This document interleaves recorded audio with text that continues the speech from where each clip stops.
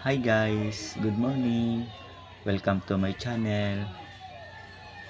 Itong video na ito guys, ituturo ko sa inyo para malaman nyo kung anong generation ka ngayon. Sa edad mo ngayon, kung anong year na ikaw ay ipinanganak.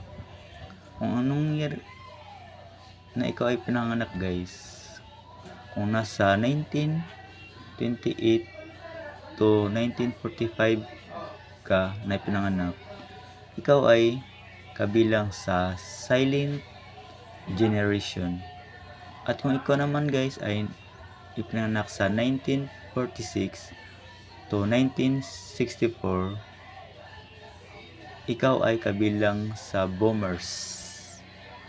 At ikaw naman guys ay kung ipinanganak sa 1965 to 1980, ikaw ay Generation X.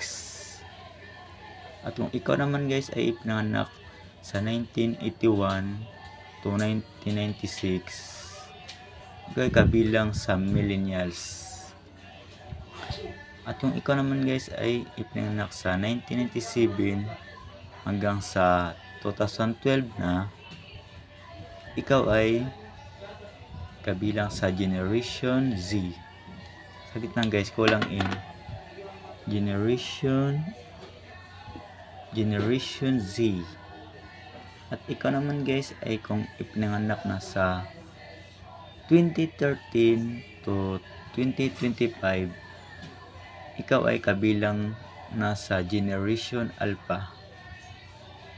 Yun lang guys. Salamat guys.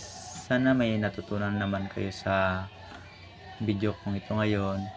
At sana guys, please subscribe my channel para update kayo lagi sa mga susunod na videos ko guys. Salamat. God bless.